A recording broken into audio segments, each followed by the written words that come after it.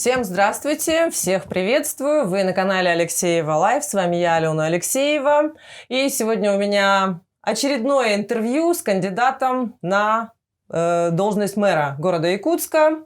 И по стечению обстоятельств это очередное интервью с Виталием Обединым. Ну, не очередное, а второе.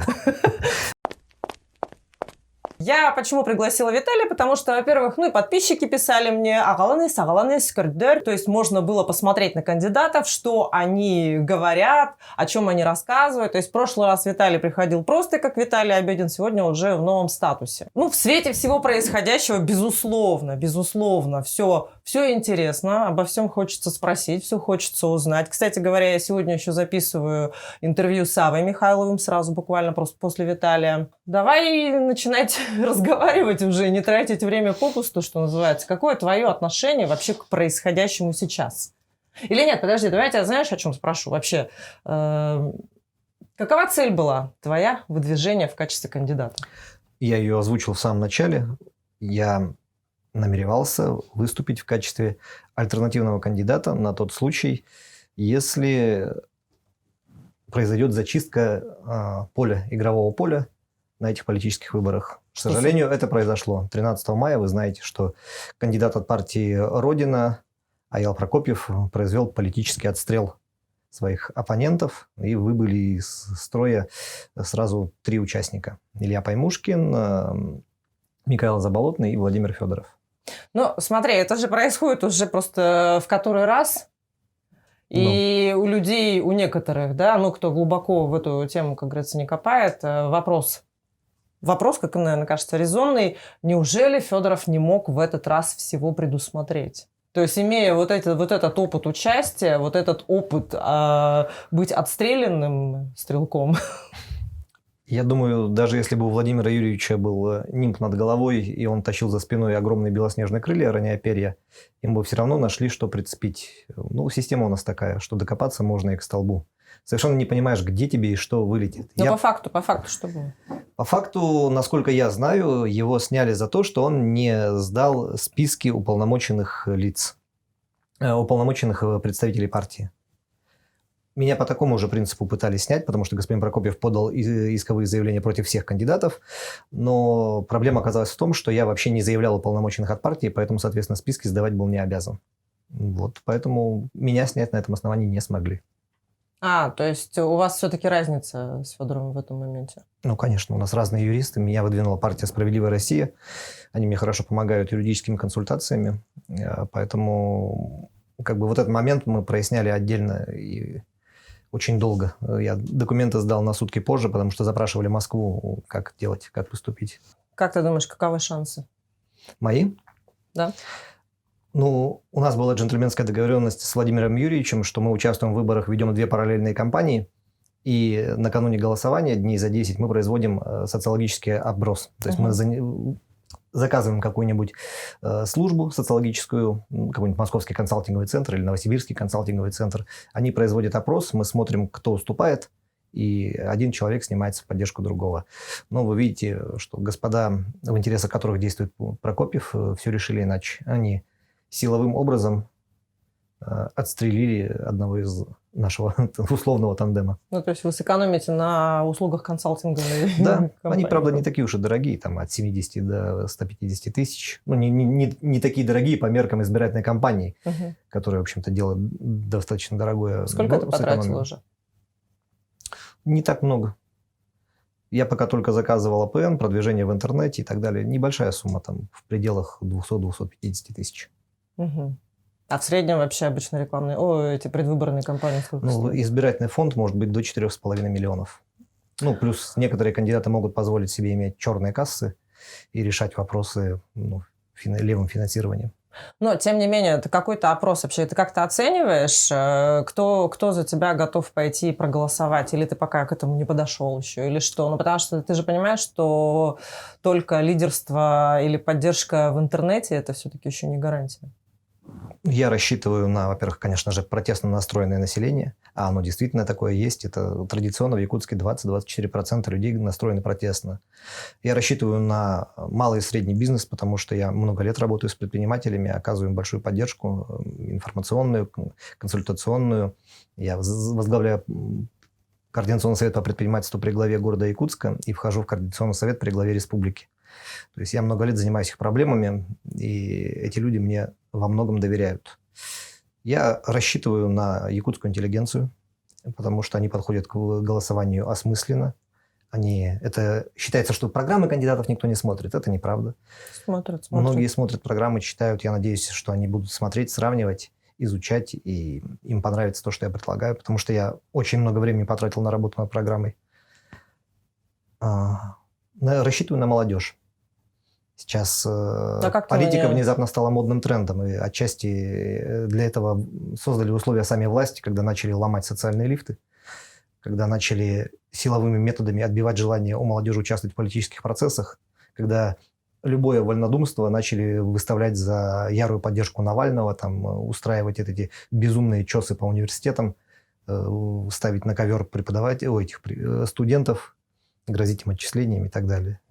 И доходит до того, что сейчас школьники запускают челленджи и в школах снимают портреты Путина в знак протеста против того, что с ними так обращаются. Не видела. Поэтому я считаю, много довольно роликов. Поэтому я считаю, что у нас же традиционно считается, что мэра города Якутска наполовину выбирают студенты. Причем студенты иногородние. Евгения Исаевна работает. Да, Евгения Исаевна торгует душами студентов только в путь. Но времена меняются. Люди, которые у нас сидят наверху, этого не совсем понимают, как мне кажется. Они считают, что можно, как раньше, считать студентов стадом, подгонять автобусы, развозить их по участкам и так далее. Но времена меняются. Другое совсем информационное сообщество. Люди проводят много времени в социальных сетях, в телефонах, обмениваются идеями. И быть бараном не модно. Модно нубать. А ты изучал статистику своего аккаунта? Просто я помню еще года, 2 назад, да, все зазывала тебя в Инстаграм, что тебе нужно быть в Инстаграм в том числе, и ты тогда как-то так не находил времени сфотографироваться и оформить свою ленту. Я смотрю, сейчас ты прям нафотографировался на годы вперед. Я терпеть не могу фотографироваться, но для того, чтобы участвовать в избирательной кампании, пришлось сделать парочку фотосессий. И это были ужасные часы моей жизни. Вот, видишь, каково. Я понял, что я был несправедлив считая легким трудом модельный труд и так далее. Нет, я понял, как это один из самых тяжелых. Дрова колоть гораздо легче, наверное. Дело же даже не в том, что ты там должен статичные какие-то позы держать, а дело в том, что тебя постоянно заставляют как-то встать. Да, менять образы, менять взгляды, и ты со стороны этого не видишь, чувствуешь себя ужасно глупым. И, в общем, это тяжело было. Не знаю, в общем, кому как. Про любимый вид спорта. Ты спросила про статистику, я же не про статистику, договорил. Да. Если честно, я ее пока еще не смотрел. Я смотрю, что у меня прибавилось подписчиков, их сейчас 5000. Я очень благодарен людям, которые регулярно заходят ко мне в Инстаграм, которые оставляют свои комментарии, ставят лайки. Приятно чувствовать обратную связь. В принципе, она была и в Фейсбуке, но в Фейсбуке такая более сдержанная всегда аудитория. То есть там как-то все более сдержанно. А в Инстаграме прям народ такой гораздо добрее. Гораздо добрее, чем в любой другой социальной сети. Более открытый. Да. Я по просьбе своих коллег, которые помогают мне вести избирательную кампанию, сделал первый в своей жизни опрос в Инстаграме, какой бы вопрос задали мне на дебатах. И потом грустил, глядя на эти сотни вопросов пришедшие, и понимая, что я физически не успеваю на них отвечать. Потому что в Инстаграме нельзя подключить аккаунт и отвечать с компьютера. А одним пальцем печатать на телефоне – это мука. Это да. Это тоже тяжелый труд, кстати говоря. Поэтому, допустим, свои рубрики, где я выставляю «Задайте мне вопрос», я веду конкретно один день в неделю. И, то есть я к нему готовлюсь, я практически ничего стараюсь в этот день не делать, потому что мне надо реально общаться с подписчиками. И это да. И это сидеть тыкать пальцем. Так, касательно любимого вида спорта. Это, в принципе, вот, ну, на мой взгляд, много о чем говорит. Я помню с прошлого раза, еще с прошлого интервью, ты рассказывал, что у тебя это стрельба из лука, да?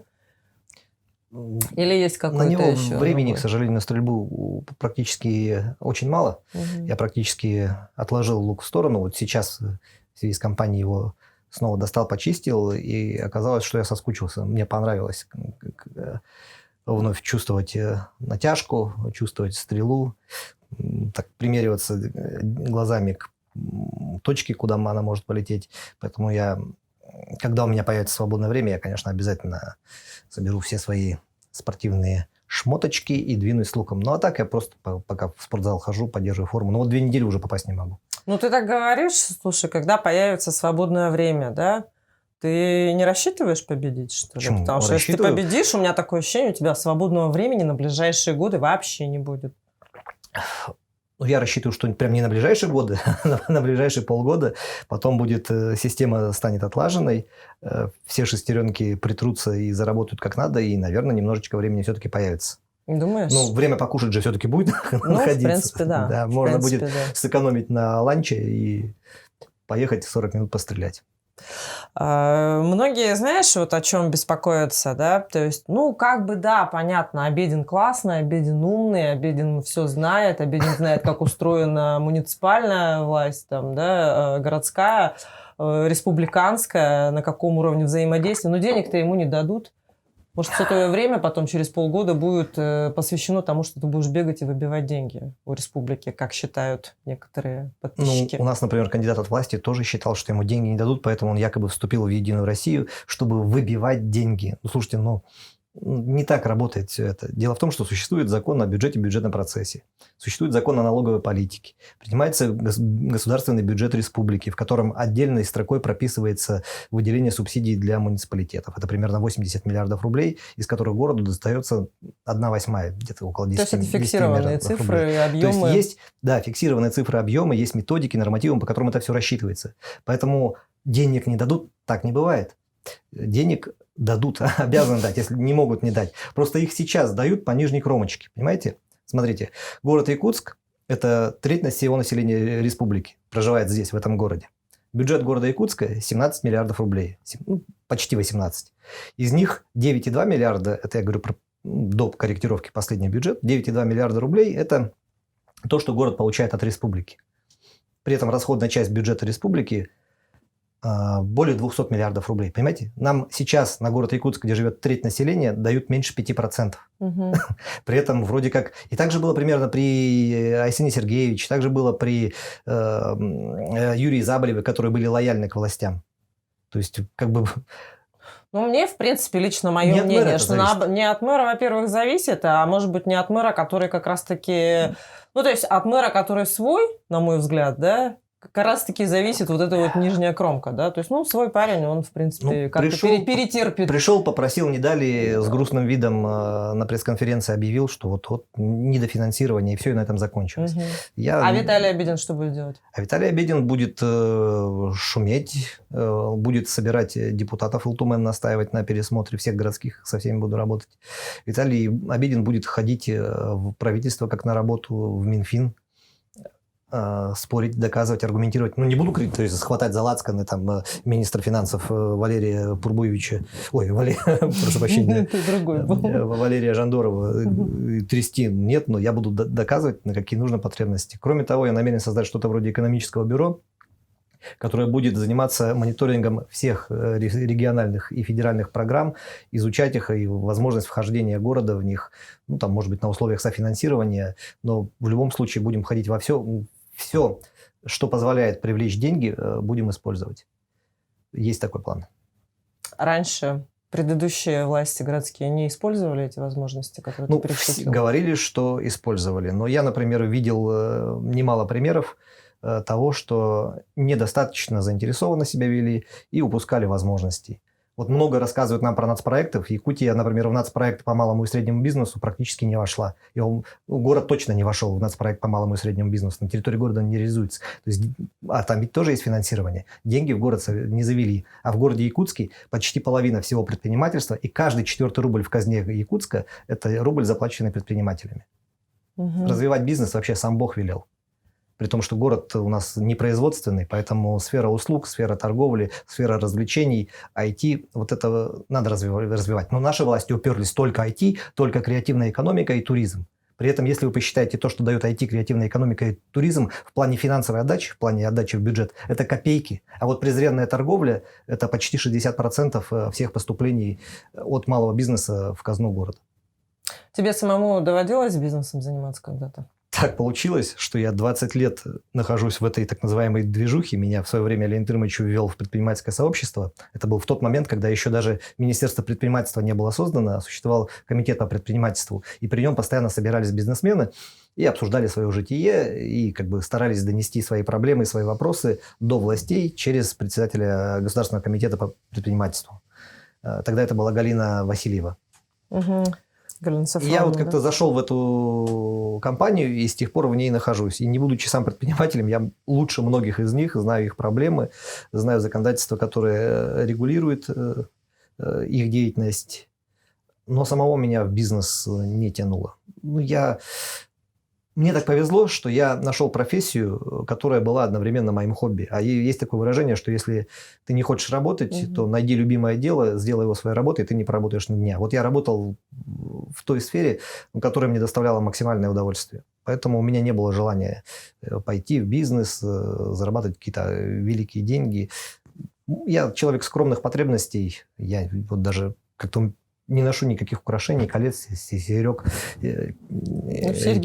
часов. Были лишним атрибутом. Да. Модную серьгу в левое ухо там, или в правое. Моя определенность в качестве кандидатов, она, конечно, стала формироваться и как-то так вот обозначаться уже чуть позже. То есть я изначально не знала, за кого я буду. Сейчас у меня уже есть такая определенность. И самое важное вообще, что я хочу сказать, дорогие зрители, что голосовать нужно обязательно идти. Вот прямо обязательно, да, потому что вот то, что я сейчас записываю интервью, это не для того, чтобы вам навязать какую-то определенную позицию. Сами смотрите, сами выбирайте, сами думайте. Ну вот именно думайте обязательно. Но пойти обязательно нужно. Это вот прям для меня вот это вот один из самых важнейших моментов вообще в предвыборной всей этой кампании. А есть какой-то управленческий опыт вообще? Ты для себя понимаешь все эти процессы? В настоящее время я возглавляю предпринимательский координационный совет. И это как бы общественный орган, но он работает на плановой постоянной основе. И, собственно, я был человеком, который его реформировал 10 лет назад, в 2011 году. Был человеком, который писал ему положение. И, собственно, даже сейчас оно немножко видоизменилось, но и даже поправки в него вносил я, он работает по этому положению. И сами предприниматели признают, что это лучшая общественная структура по продвижению предпринимательских идей, которая есть в республике. И вот меня избрали ее председателем. По-моему, это уже такая неплохая характеристика. Арсений Сергеевич Николаев, когда стал главой республики, сказал, что вот надо координационный совет при главе Якутии переделать, чтобы он работал по образу и подобию городского. И снова мы создавали рабочую группу. Опять я помогал писать положение, сломал голову, пытаясь придумать, потому что потребовали, чтобы были представлены в Координационном совете по предпринимательству при главе все улусы. То есть нужно обеспечить представительство 34 улусов 2 городских округов. Это уже получается 36 человек, плюс основной состав, больше 27. В общем, надо было создать орган, в котором будет формально, то есть не формально, а вообще числится больше 60 человек, и который мог бы собирать кворум. А что такое собрать кворум? Это вообще очень сложно. Собрать людей, которые не получают зарплаты, которые разбросаны по улусам, для принятия какого-то решения, собрать 2/3 от 60 человек, это очень трудно. У нас депутатов иногда не получается собрать, бегают во время сессии, ищут, кто потерялся, чтобы завести хотя бы 1-2 человек и получить кворум. Я придумал это, решил этот вопрос. Просто это так, к тому, что, может быть, это не самые управленческие решения, вернее, не самый управленческий опыт, но организационный опыт у меня имеется. Плюс я долгое время, больше 20 лет, являюсь заместителем главного редактора газеты «Якутск вечерний», и в отсутствие главного редактора Марии Вячеславовны Ивановой выполняю ее функции, его главного редактора. Это тоже требует и организационных, и управленческих навыков и решений. Организовать работу коллектива, организовать взаимодействие с типографией, обеспечить выпуск издания, Поверьте, покомандовать творческим коллективом очень непросто, обеспечить сдачу журналистами материалов, вычетку их корректорами, все это следить, сдать в виде готового макета в типографию и получить на выходе газету, ну, тоже требует определенных организационных навыков. Поэтому я не могу сказать, что я прям там великий управленец, но я быстро учусь, я быстро адаптируюсь к обстоятельствам. Я думаю, я с этим справлюсь. У меня есть представление, как это делать. И просто поставлю на аппарат человека, который очень въедливый, четкий, организованный, который будет мне отвешивать волшебные пендели всякий раз, когда я отклонюсь от графика, и мы справимся. Ну, то есть ты считаешь, что, в принципе, то, что ты в поле не пахал, это невеликая проблема? Послушайте, вот, например, есть офис, да? В этот офис утром приходит уборщица, потом приходите вы, и у вас там порядок, чистота, и все хорошо. А для того, чтобы был порядок, чистота, вам же не надо периодически отбирать у уборщицы швабру, самой намыливать полы, кричать «вот так надо», обсуждать с ней, сколько должно быть, какой процент белизны должен быть в бутылочке, значит, структуру и фактуру тряпки обсуждать. Вы же этого не делаете. Вам просто нужно подобрать такого человека, который будет без опозданий приходить, который там не загуляет, не запьет, а придет вовремя, все аккуратненько помоет и тихонечко уйдет, и при этом ничего не стащит. Вот это организационный процесс, а не на пару с уборщицей на скорость мыть, чтобы показать, я здесь лучше. Поняла, на кого надо равняться? Но это же не так работает. Это я сейчас не пытаюсь занизить труд уборщицы, но я просто привожу аналогию. Ну, понятно, да. Хорошая уборщица, на самом деле, на вес золота. Да, согласна. Посмотрев на свой пол, сказала я. Так, у меня есть вопросы, которые я задавала уже ранее Евгению Григорьеву. То есть они как бы стандартные для всех кандидатов потенциальных, которые бы пришли и приходят ко мне на интервью. И ну вот один из них, например, да, можно ли сказать, что у тебя был легкий путь к тому, что ты сейчас имеешь? Ну, я, с одной стороны, заявил, да, что я занимался той работой, которая приносила мне удовольствие, поэтому сказать, что я там страдал, что мне было тяжело, невыносимо, нет. Но у меня было очень непростое и не очень хорошее детство, у меня было довольно сложное студенчество. А работа, да, она приносила мне удовольствие, но она имела и свои подводные камни, потому что приходилось сталкиваться и с угрозами, и с судебными разбирательствами. Благодаря этому я, кстати, один из, наверное, лучших специалистов в области медийного права на Дальнем Востоке. Я почти все, ну, по своим публикациям я выиграл практически все суды, там в самом начале, может быть, 2 проиграл, даже 1,5. 1,5, потому что у меня был забавный судебный процесс с одной структурой, руководитель которой, федеральной структуры, руководитель которой создал у жены предприятие и силовым порядком загонял предпринимателей в это предприятие получать услуги навязанные. И неплохо за них платить. И, в общем, я опубликовал эту историю, они придрались к 10 фактам, мы судились, я доказал, что в 9 фактах они не правы, и только один не смог подтвердить, там, что записи в трудовых книжках носили задним числом. Вернее, не смог не подтвердить, а доказать. Те доказательства, которые я представил, суд посчитал недопустимыми. И в итоге, как бы, формально иск удовлетворили, формально я проиграл, но как опровержение ставить? 9 пунктов признания того, что вы вор и коррупционер, и только 1, что журналист чего-то не доказал, и они сами ходили за мной, просили не ставить опровержение. Поэтому 1,5 процесса. Еще один вопрос, который я тоже также задавала предыдущему гостю. Какие есть проблемы у города, которые ты, даже если станешь мэром, не сможешь решить? Вот так взять и расписаться в какой-то беспомощности. Есть одна проблема, которую я не знаю, как решить целиком. Это проблема водоотведения. Потому что город строится без вертикальных разметок. У нас он местами выше, местами ниже. Естественного водоотведения как такового нет. Ливневки там, где они есть, в ужасно печальном состоянии. Поэтому проблема водоотведения, не уверен, что ее можно будет решить полностью. Будем искать варианты, будем решать проблемы с откачкой, усилим округа мобильными насосными станциями для того, чтобы оперативно убирать воду. Будем организованнее и в больших объемах вывозить снег, чтобы меньше таяло и чтобы по весне меньше это все шло на улицы. Вернемся к идее перезапуска городского канала. Еще Михальчук пытался это сделать, но Потом после него другие мэры пытались продолжать, но почему-то Что никто за так и идея? не завершил. Идея в том, чтобы обеспечить циркуляцию воды во всех водоемах на территории города, чтобы они все были связаны одним каналом, и чтобы вода уходила. Ну, то есть это как изначально вообще Да. 60-е Почему не годы получилось, было, вот да? это предстоит изучить. Вот, ну, это одна из проблем, да. Ну, 17-й квартал, я не то, что не думаю, что я не смогу эту проблему решить. Я создам полностью, возможно, не решу, но я создам предпосылки для ее решения. Там сейчас одна большая проблема в том, что 17-й квартал попал в 7-ю шумовую подзону.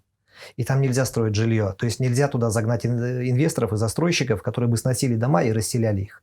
Вариант с Джодой уже не прокатит. В свое время было упущено время, и сейчас уже трудно сделать.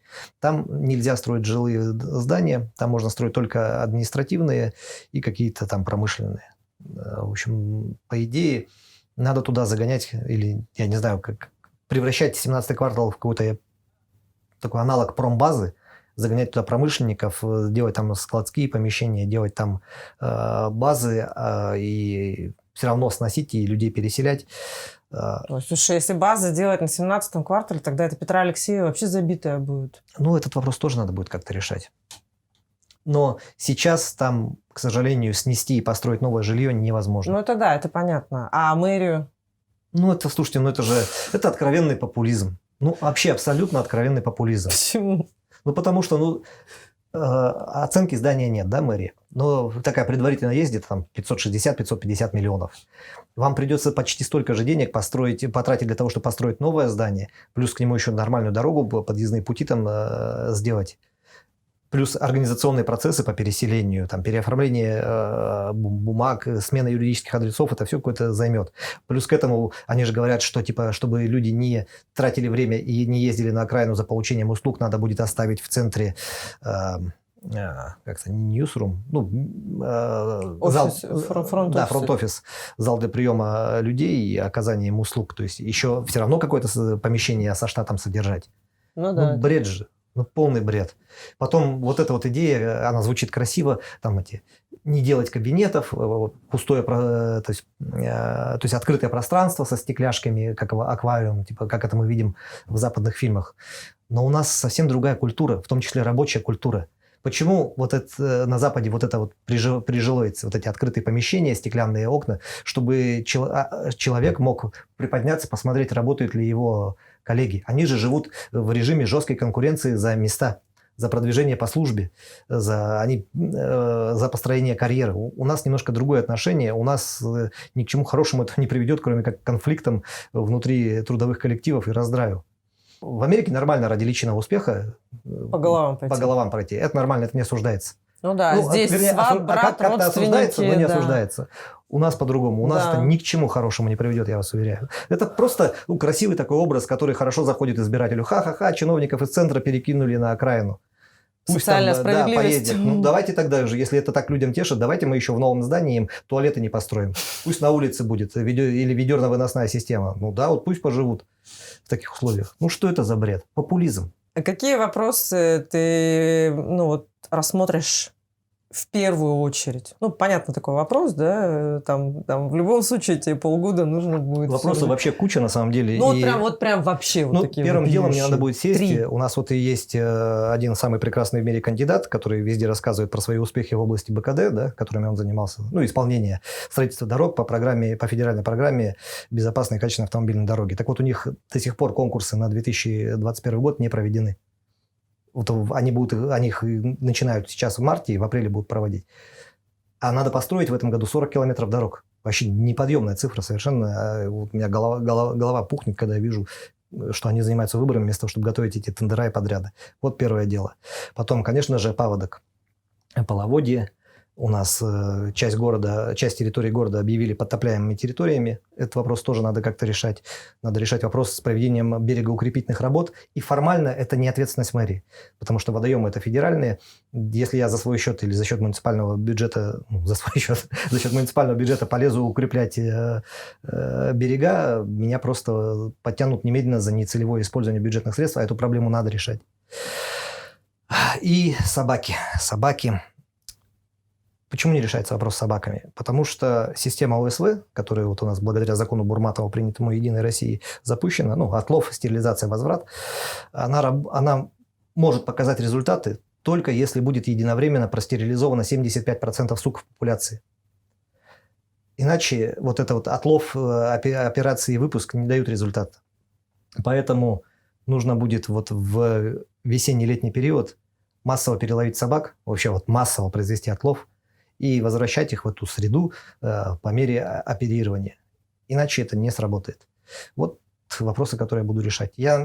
Вот многие кандидаты рассказывают, как они будут решать вопрос с собаками, на самом деле, и ни у кого нет внятного ответа. Ни у кого. Вот сейчас городские власти что они сделали? Они показательным образом предоставили там несколько автомобилей для питомника, чтобы отлавливали собак. То есть они сняли эти автомобили с каких-то муниципальных служб, навешали на них плакатики и типа вот мы решаем проблему с собаками. Она же не в этом.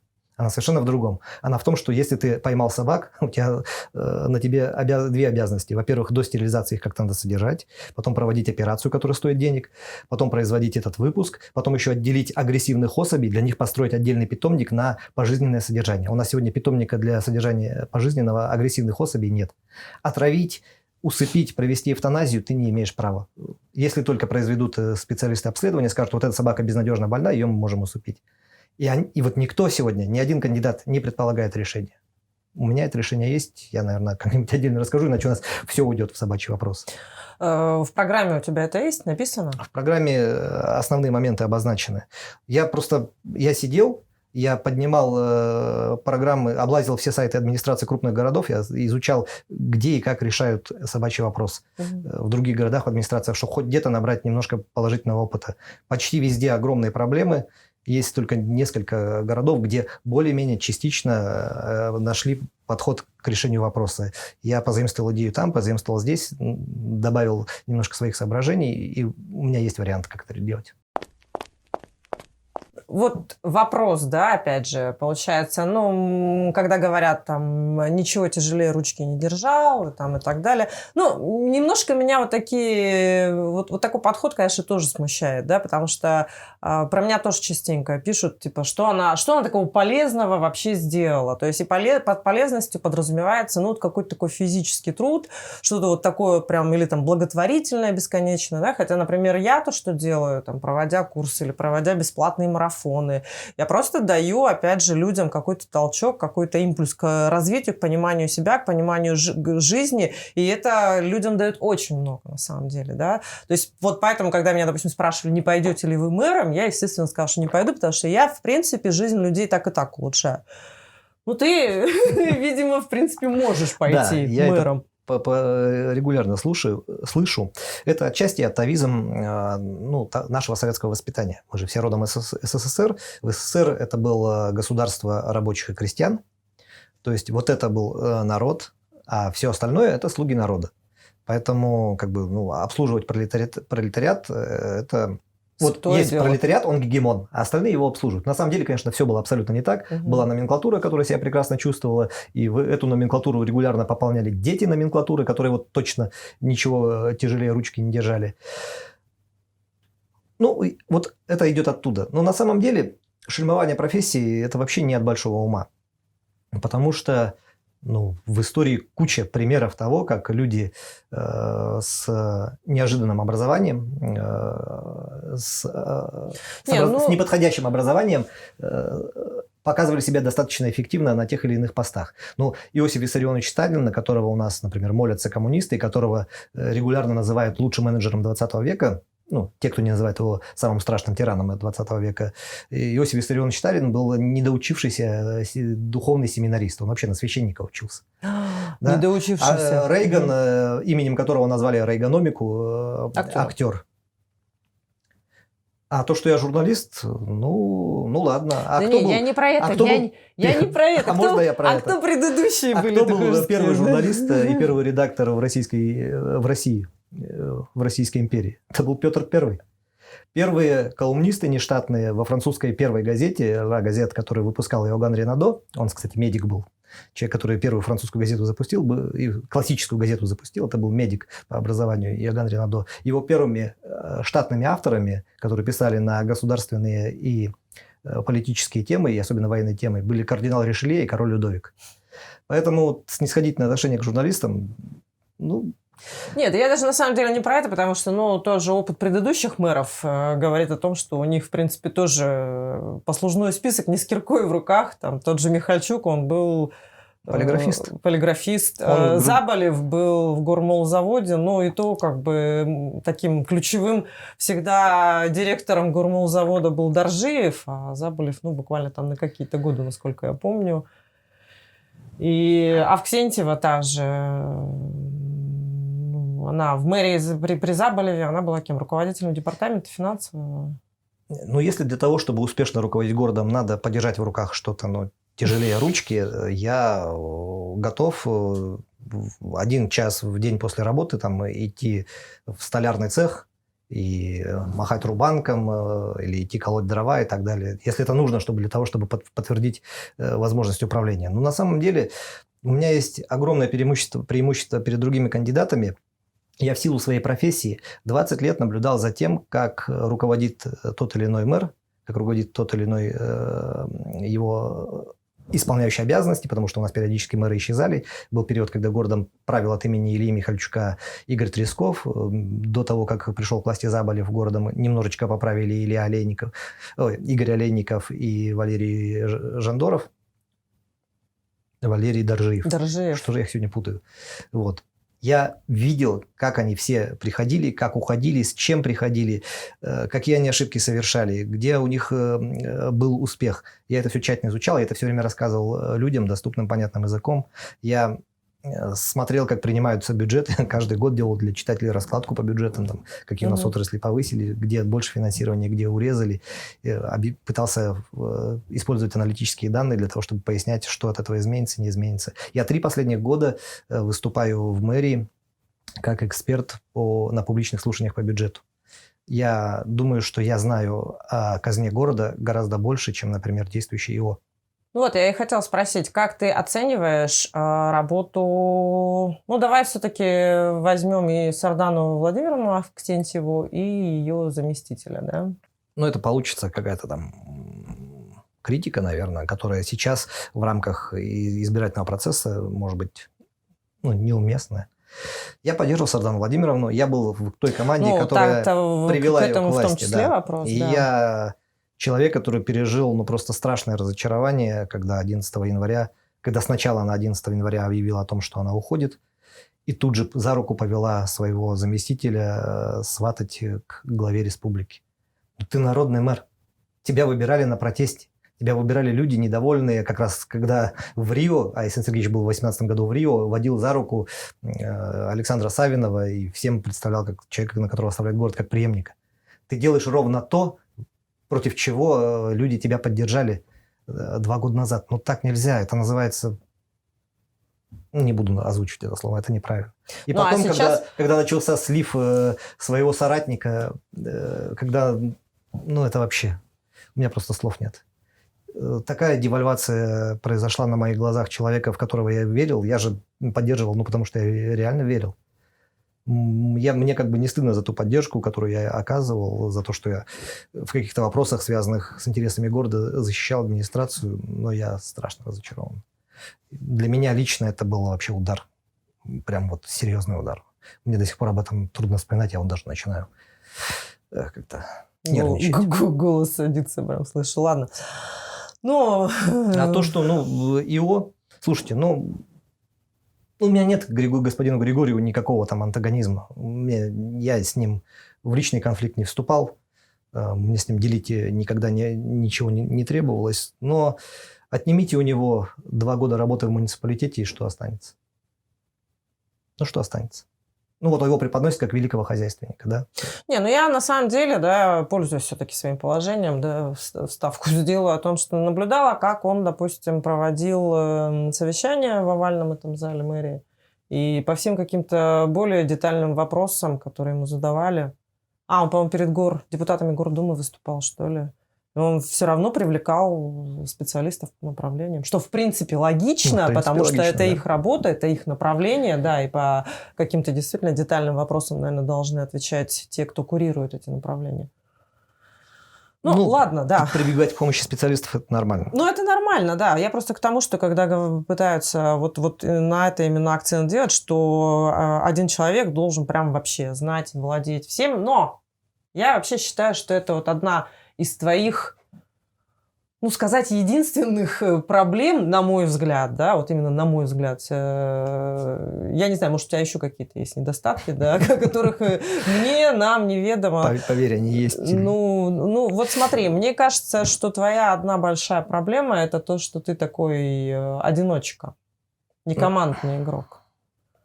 У тебя есть такая, вот с какого ракурса я имею в виду эта проблема, да, то есть у тебя как бы ты вот прям реально впрягаешься за все, да, то есть вот все вот нахлобучить, все изучить, все на себя взять, все, и меня сейчас не трогайте, и весь, ты понимаешь, что это в принципе такая стратегия, которая тебя приведет просто к истощению, к выгоранию.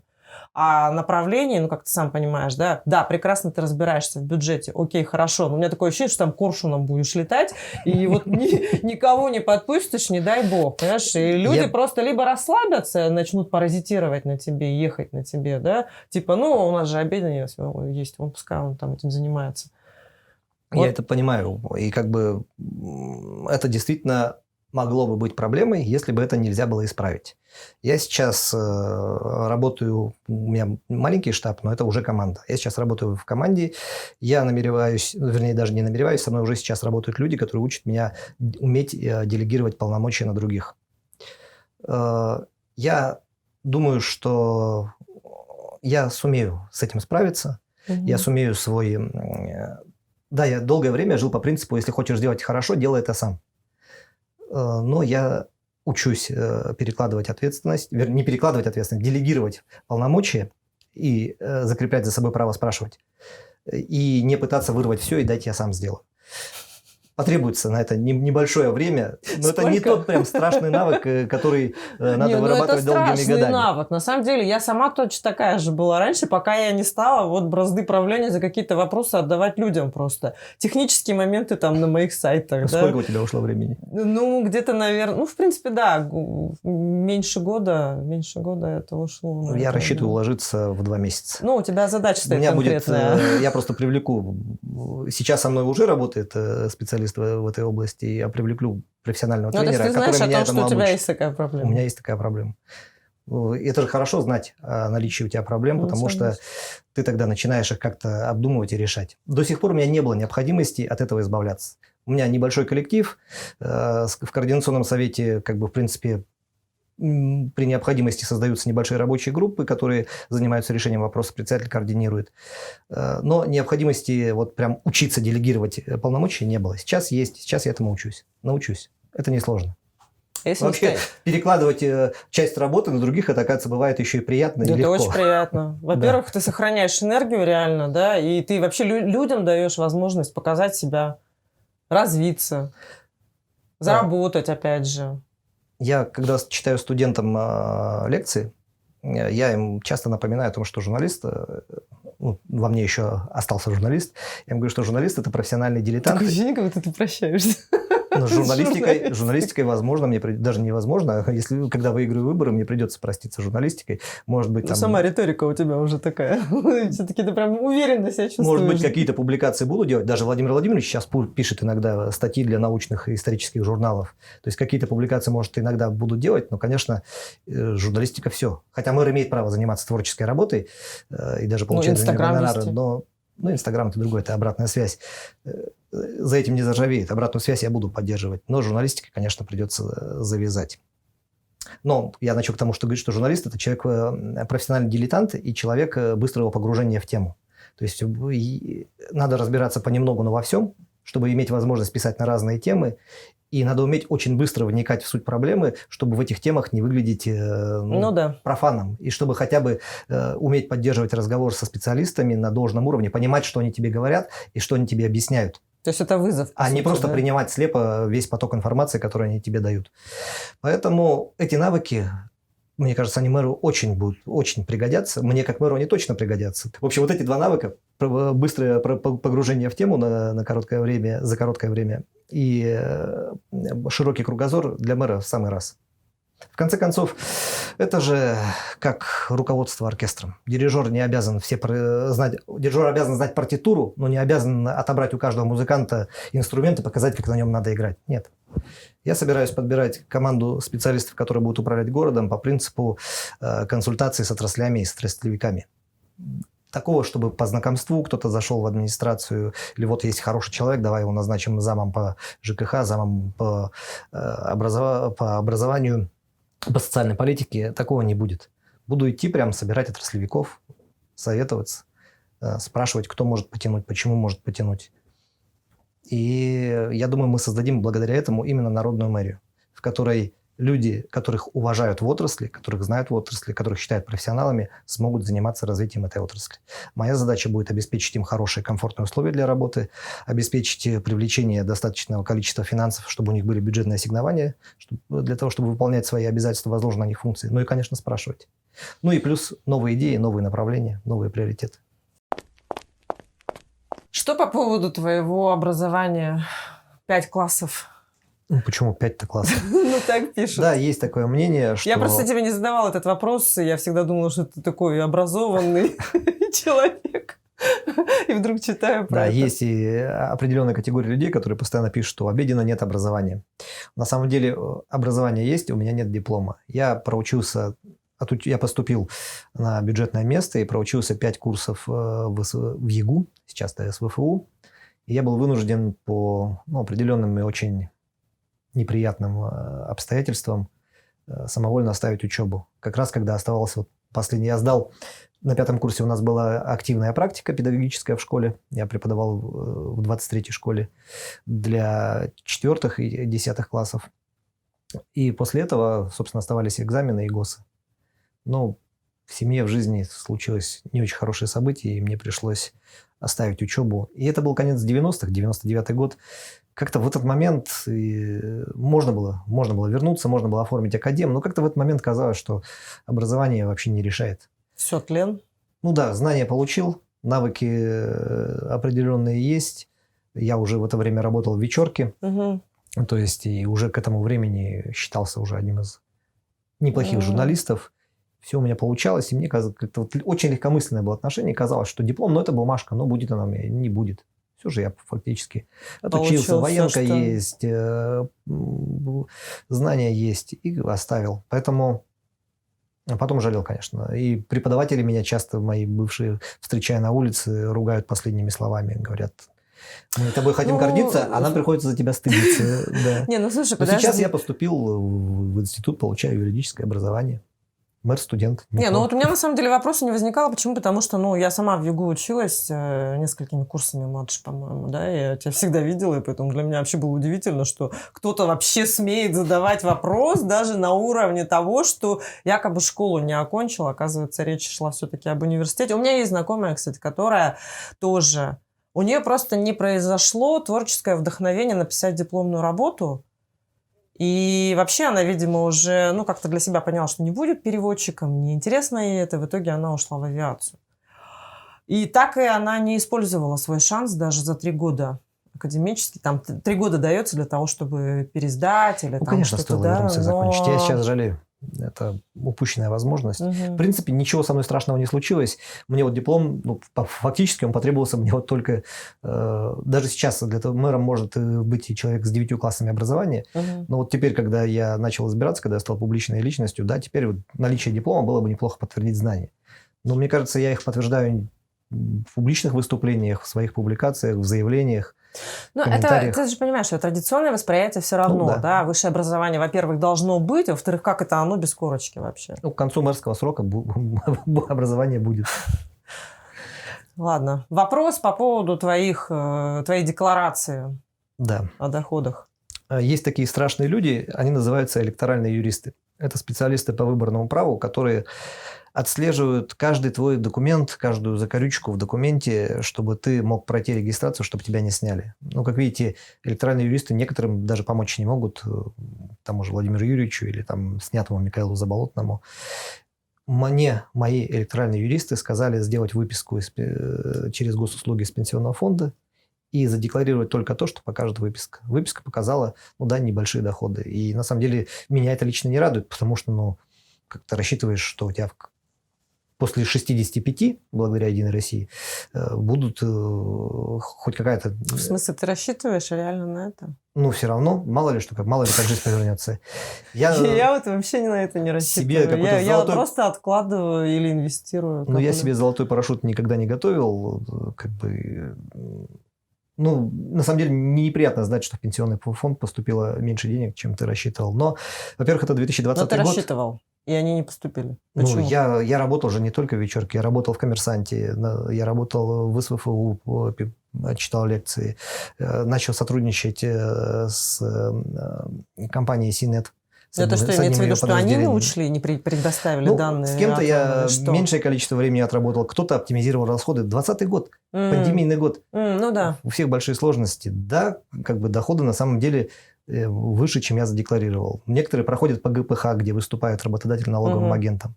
Мне вот потом бы меня за несоответствие сняли, я бы потом бегал каждую за корючку доказывал. Я поступил так, как мне сказали электоральные юристы. Ну, стану мэром, источник дохода будет один, зарплата, и все будет декларироваться. И писать ты перестанешь, и в «Коммерсантах» не будешь. Нет, творческой деятельностью можно заниматься. Можно заниматься, кстати. Мэр может писать статьи, мэр может писать книги. Просто на это, к сожалению, не будет хватать времени. Этим придется пожертвовать. Ну, готов? Слушай, откроется такая возможность для реорганизации и реформирования города, что, мне кажется, это куда круче любой фантастики будет. Ну, потому что я иногда смотрю на ситуацию, на то, как развивается наш город, и мне жалко от упущенных возможностей, от того, что люди не горят тем, что как-то поменять, изменить. Я вот говорю, что я буду консультироваться со специалистами, но специалист специалисту тоже рознь. С теми, с которыми я сталкиваюсь сейчас, кто работает в органах муниципальной государственной власти, они специалисты в том, чтобы объяснить, почему это нельзя сделать. Ну хорошо, это нельзя сделать, но предложи, что можно сделать. Как можно это сделать в другом формате? Ну, предложи вариант, предложи альтернативу. Ты же видишь, что то, как сейчас, работает плохо, со сбоями и не удовлетворяет по качеству. Ну хорошо, вот я предложил вариант, он не подходит. Что можно изменить, чтобы все-таки заработало? Вот если специалист дает ответ на этот вопрос, это специалист. Если нет, то он просто номенклатурщик, который занимает не свое кресло и просто зря просиживает штаны за зарплату. Ой, боюсь, немало таких. В высшем руководящем звене, да. На самом деле, может быть, правильная практика поднимать людей со среднего руководящего звена. У нас же предприятие зачастую возглавляет так называемый генералитет, который оказывается там не потому, что он там какими-то обладал великими способностями блестящими, да, а потому что проверенный человек, спортивные блестящие способности, хороший спортсмен, ну да. А реальную работу предприятия вывозят люди среднего звена, менеджеры среднего звена, которые вот сами вот как раз все досконально знают, что-то руками перекрутили, перепробовали, которые прекрасно понимают всю механику, всю специфику отрасли и работы своего предприятия. И, кстати, я с такими довольно часто, как журналист, общаюсь, и про свое начальство они редко говорят комплиментарные вещи. То есть сейчас, условно говоря, ты подал такой сигнал, да, сотрудникам мэрии, что в случае чего они могут подняться до уровня руководителей подразделений. Если человек обладает хорошими навыками, если он готов проявить себя как блестящий специалист, если у него не зашоренный мозг, готов использовать свежие идеи, главное, если у него есть энтузиазм. Вот это же, как вот ты это будешь проверять? Вот как ты будешь проверять энтузиазм? В личном общении. Как это иначе? У меня вообще намерение, что я первое время в работе муниципалитета я буду именно проводить его во встречах с отраслевиками. Буду разговаривать, буду смотреть, как люди выступают, как они отзываются друг о друге, о коллегах, там, о каких-то потенциальных руководителей. Видно же человека видно. Те, кто сидят, приходят тихими мышками, отсиживаются, ну ладно. А люди яркие, люди, пытающиеся привлечь внимание, люди, у которых есть идеи, вот к ним надо приглядываться. Кстати, в Координационном совете ровно так же. Всегда есть ядро такое активное, это человек 8, 9, 10. И остальные отбывают вторым номером. То есть они приходят, да, они голосуют, они там изредка выступают. Но вот прям четкое деление есть на энтузиастов, с которыми хочется работать, которых хочется поддерживать, проталкивать, и тех, кто просто выполняет обязанности. Да, конечно, такие люди нужны. Это функционалы. Не, но мы же сейчас говорим именно непосредственно по руководителям направления, а Да. это все-таки немножко другая роль, я считаю. Я в том числе буду смотреть их среди среднего руководящего состава. Мгм. Там, потому что люди точно обладают профессиональными навыками. Ну, они там исполняют люди, же всё, да. Есть те, кто мечтают о карьерном росте, но социальные лифты сломаны, они не являются родственниками, они не умеют обхаживать начальство и выслуживать себе должность, но они при этом профессионалы. Надо вот таких найти. Вот это вот одна из главных задач, которая стоит перед хорошим мэром, хорошим руководителем. В журналистике это легко. Плохой журналист, некачественный журналист, журналист со средним слогом, с вялым мышлением, не способный писать яркие запоминающие статьи, не выплывет наверх. Ну, так будет новости обрабатывать. А те, кому в кайф заниматься, кто погружается в профессию, кто болеет материалами, их сразу заметно, они делают себе имена, они поднимаются наверх. Ну, почему так не сделать на муниципальной службе? Надо Я попробовать. считаю, можно. Да, стоит. Стоит. Федорова позовешь? Владимир Юрьевич в шутку уже написал мне заявление, просит рассмотреть его кандидатуру на роль руководителя СГХ, службы эксплуатации городского хозяйства. Понимаете,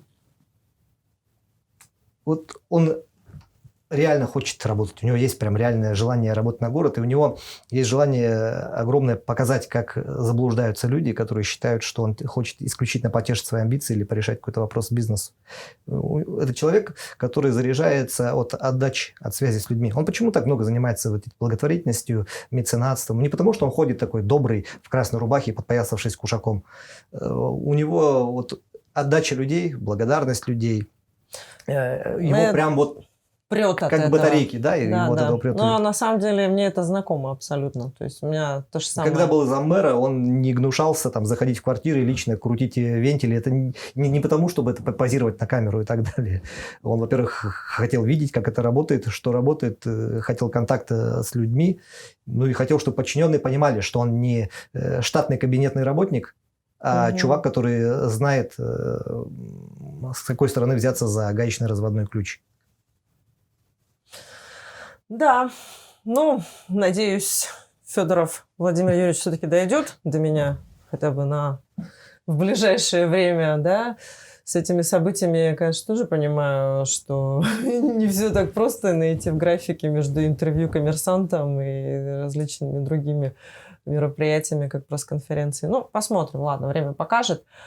У меня, в принципе, вопросов нет. Я как бы старалась задать те вопросы в основном, которые задают люди, или как бы в которые тычут люди, мол, вот они, недостатки Обедина. Хотя лично я считаю, почему бы действительно Обедину не стать мэром, мне было бы просто по приколу. Вот смотреть, действительно, вот пускай он взвалит вот это вот все на себя и попробует доказать, что он дюж.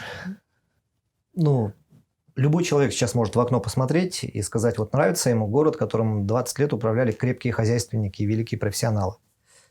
Ну, если не нравится, то, может, давайте попробуем перезагрузить систему. Давайте попробуем дать человеку, который постоянно мониторит опыт других городов, который постоянно анализирует, сравнивает. И меня считают, что Обедин критик.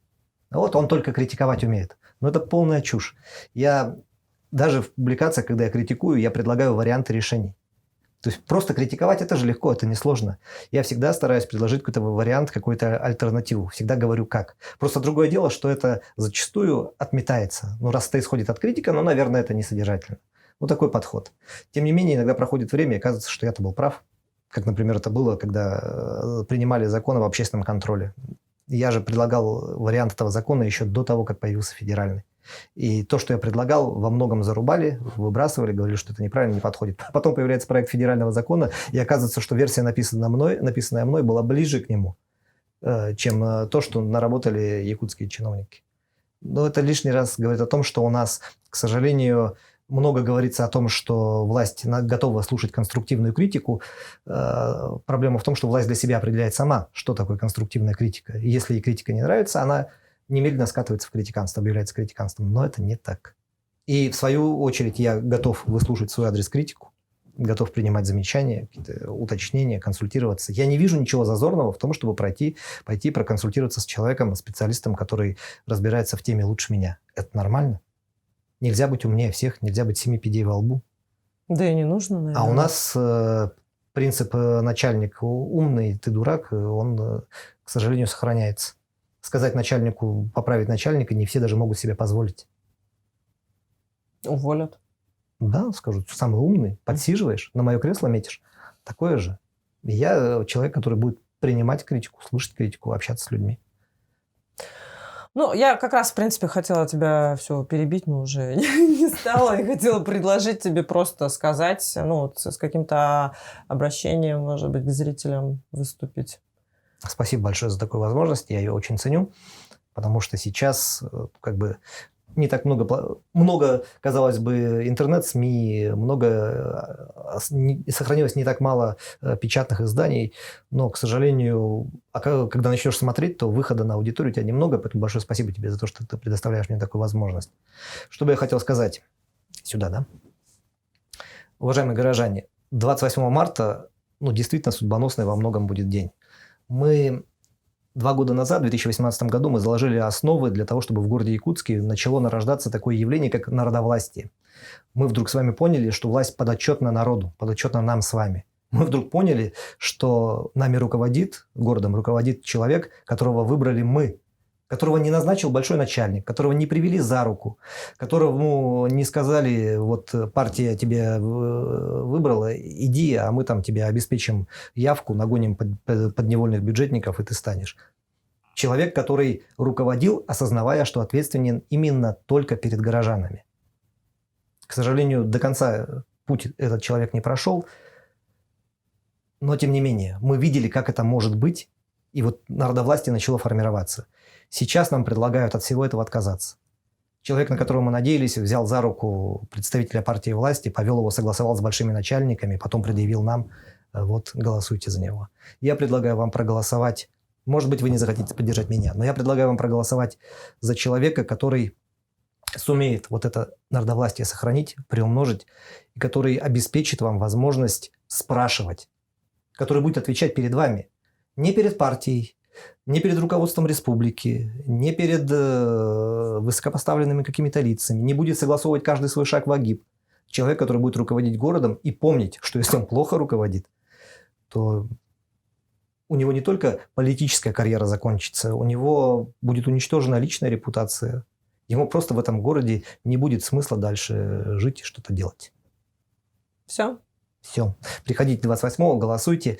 Я вам обещаю мэрию 2.0, улучшенную, качественную, честную, открытую, публичную и эффективную. И я вам обещаю перезагрузить всю систему управления городом. Много идей, много возможностей. Есть планы по вовлечению большого количества общественников, активных горожан. В общем, мы такую кашу заварим, что вся страна будет смотреть на город Якутск и удивляться. В данном высказывании я, безусловно, поддержу Виталия Обедина уж точно в той фразе, что нужно прийти голосовать.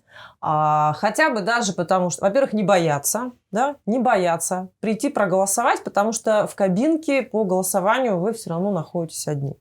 И вы не обязаны никому ни в чем отчитываться. Это вообще полное нарушение прав. Если такое будет происходить, прям напрямую пишите мне в телеграм-канал или можете здесь в комментариях, оставляйте свои какие-то контакты или скрины, что угодно. В общем, с этим надо на самом деле прекращать. Это действительно таким образом не должно происходить, потому что по факту это все банальное насилие. И вот этого насилия, на самом деле хватит уже. Поэтому я вас тоже призываю обязательно прийти 28 марта на выборы, проголосовать за того кандидата, за которого вы сердцем чувствуете и разумом понимаете, что он справится, что он сможет. Но, пожалуйста, не прерывайте вот этот тренд, который наметился в 2018 году. Мы встретимся с вами в следующий раз, и это будет уже интервью с Савой Михайловым, кандидатом от КПРФ. И подписывайтесь на канал, ставьте лайки, пишите ваши комментарии, задавайте вопросы. И до встречи в следующий раз.